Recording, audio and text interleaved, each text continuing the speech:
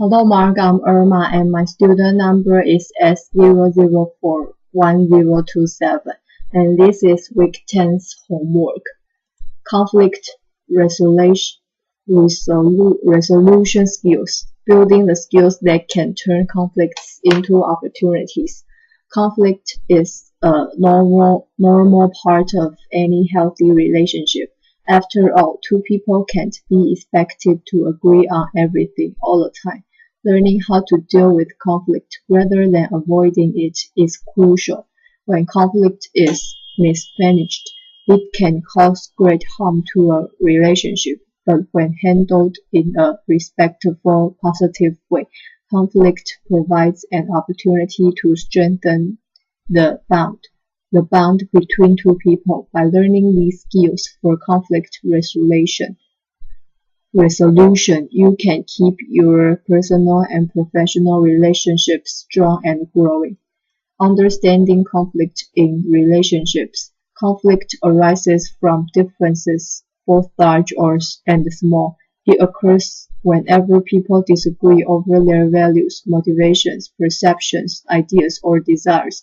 Sometimes these differences appear trivial, but when a conflict triggers strong feelings, a deep personal need is often at the core of the problem. These needs can be a need to feel safe and secure, a need to feel respected and valued, or a need for greater closeness and intimacy. Conflicts arise from differing needs. Everyone needs to feel understood, nurtured, and supported, but the ways in which these needs are met vary widely.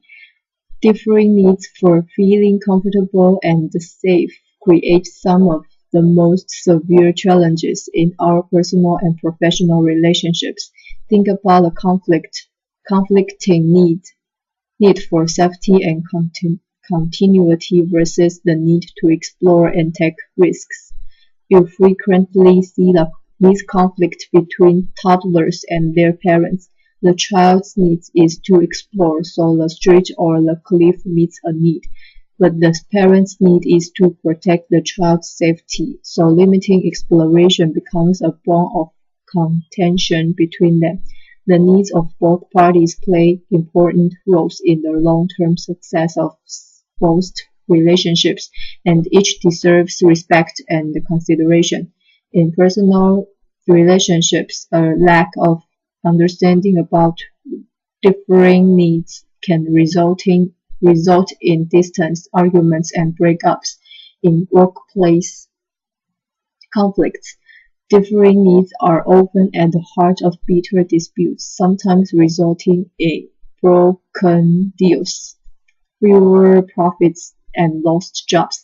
When you can recognize the legitimacy of conflicting needs and become willing to examine them in an environment of compassionate understanding, it opens pathways to create problem solving, team building, and improved relationships. Conflict 101. A conflict is more than just a disagreement. It is a situation in which one or both parties perceived a threat, whether or not the threat is real. Conflicts continue to fester when ignored. Because conflicts involve perceived threats to our well-being and survival, they stay with us until we face and resolve them. We respond to conflicts based on our perceptions of the situation, not necessarily to an objective review of the facts. Our perceptions are influenced by our life experiences, culture, values, and beliefs. Conflicts trigger strong emotions. If you aren't comfortable with your emotions or able to manage them in times of stress, you won't be able to resolve conflict successfully. Conflicts are an opportunity for growth. When you are able to resolve conflict in a relationship, it builds trust. You can feel secure knowing your relationship can survive challenges and disagreements. Conflict may feel more threatening to you, than it really is. Do you fear conflict or avoid it at all costs? If your perception of conflict comes from frightening or painful memories from previous unhealthy relationships or early childhood, you may expect all present-day disagreements to end badly. You may view conflict in relationships as demoralizing, humiliating, dangerous, and sometimes to fear. If your early life experiences also left you feeling out of control and powerless, conflict may even be traumatizing for you. If you view conflict as dangerous, it tends to become a self-fulfilling prophecy. When you go into a conflict situation already feeling extremely threatened, it's tough to deal with the problem hand and at hand in a healthy way. Instead, you are more likely to shut down or blow up in anger. Healthy and unhealthy ways of managing and resolving conflict. Unhealthy responses to conflict. An inability to recognize and respond to the things that matter to the other person. Explosive, angry, hurtful, and resentful reactions. The withdrawal of love, resulting in rejection, isolation, shaming, and fear of abandonment, and inability to compromise or see the other person's side. The fear and avoidance of conflict, the expectation of bad outcomes. Healthy responses to conflict, the capacity to recognize and respond to the things that matter to the other person. Calm, non-defensive, and respectful reactions.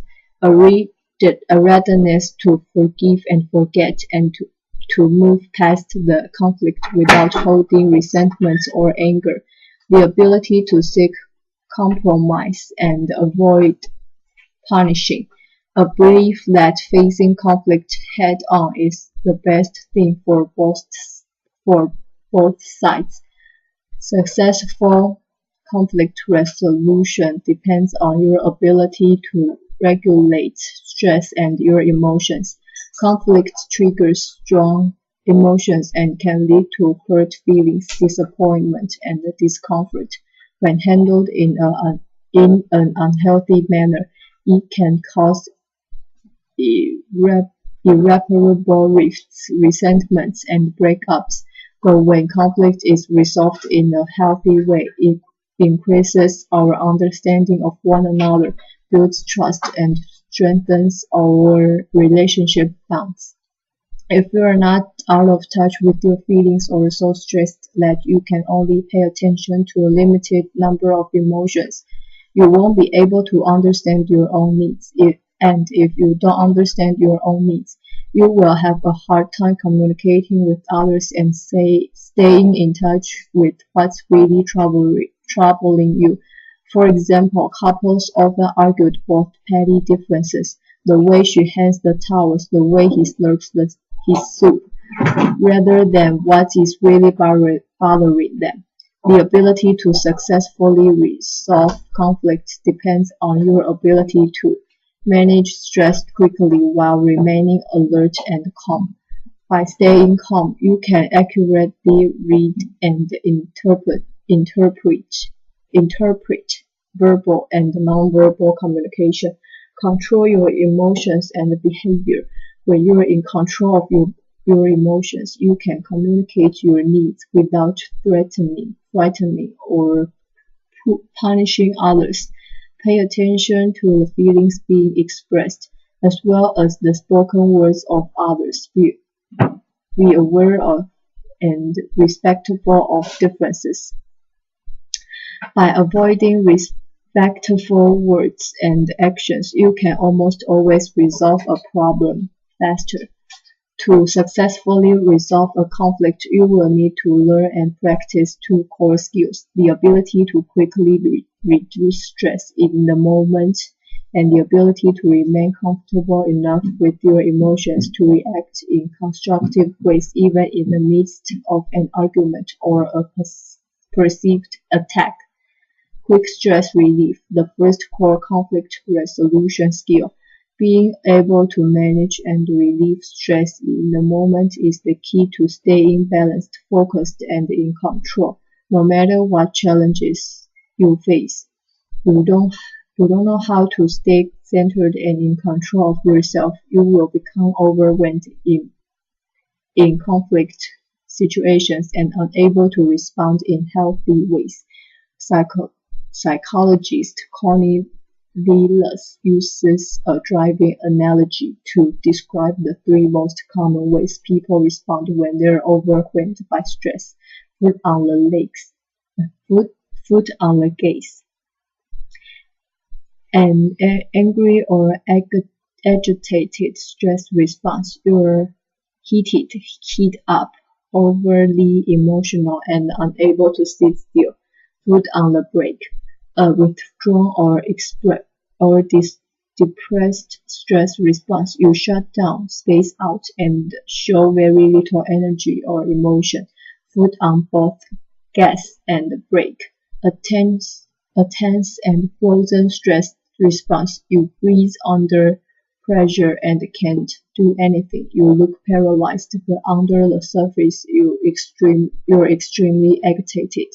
Stress interferes with the ability to resolve conflict by limiting your ability to accurately read another person's nonverbal communication. Hear what someone is really saying. Be aware of your own feelings. Be in touch with your deep-rooted needs.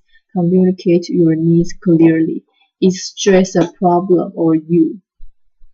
You may be used to being stressed that you're not even aware you're stressed. Stress may be a problem in your life if you identify with the following. You often feel tense or tight somewhere in your body. You are not aware of movement in your chest or stomach when you breathe. Conflict absorbs your time and attention. Learn how to beat stress in the moment. The best way to rapidly and reliably relieve stress if you don't have someone close at hand to talk to is through the senses: sight, sound, touch, taste, and smell. But each person responds differently to sensory input, so you need to find things that are soothing to you.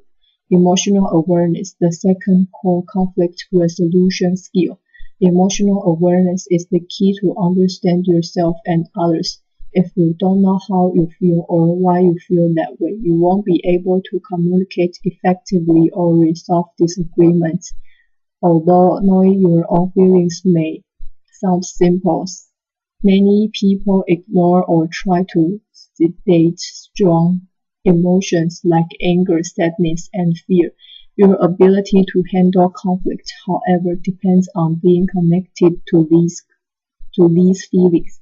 If you are afraid of strong emotions or if you insist on finding solutions that are strictly rational, your ability to face and resolve differences will be impaired. Why emotional awareness is a key factor in resolving conflict. Emotional awareness, the consciousness of your moment-to-moment emotional experience, and the ability to manage all of your feelings appropriately is the basis of a communication process that can resolve conflict. Emotional awareness helps you understand what is really troubling other people, understand yourself, including what is really troubling you. Stay motivated until the conflict is resolved. Communicate clearly and effectively. Attract and influence others. Assessing your ability to recognize and manage emotions. The following quiz help you assess your level of emotional awareness. Answer the following questions with almost never, occasionally, often, very frequently, or almost always. There are no right or wrong responses, only the opportunity to become better acquainted with your emotional responses. What kind of relationship do I have with my emotions? Do you experience feelings that flow, encountering one emotion after another as your experiences change from moment to moment? Are your emotional accompanied by physical sensations that you experience in places like your stomach or chest? Do you experience discrete feelings and emotions such as anger, sadness, fear, joy, each of which is evident in subtle facial experiences? Can you experience intense feelings that are strong enough to capture both your attention and that of others? Do you pay attention to your emotions? Do they factor into your decision making? If any of these experiences are unfamiliar, your emotions may be turned down or even turned off. In either case, you may need help developing your emotional awareness. You can do this by reading Developing Emotional Awareness. Nonverbal communication plays a big role in conflict resolution. The most important information exchanged during conflicts and arguments is often communicated nonverbally. Nonverbal communication is conveyed by emotional-driven facial expressions, posture, gesture, pace, tone, and intensity of voice. The most important communication is wordless. When people are upset, the words they use rarely convey the issues and the needs at the heart of the problem. When we listen for what is felt as well as what is said, we connect more deeply to our own needs and emotions and to those of other people. Listening in this way also strengthens us, informs us, and makes it easier for others to hear us.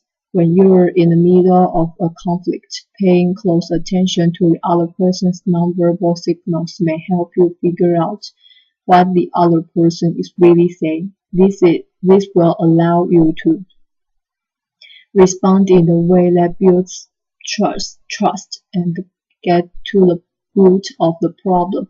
A calm tone of voice, a reassuring touch, or an interested or concerned facial expression can go a long way toward relaxing a tense exchange. Your ability to accurately read another person depends on your own emotional awareness. The more aware you are of your own emotions, the easier it will be for you to pick up on the wordless clues that reveal what others are feeling. Humor, judiciously used, can effectively diffuse conflict.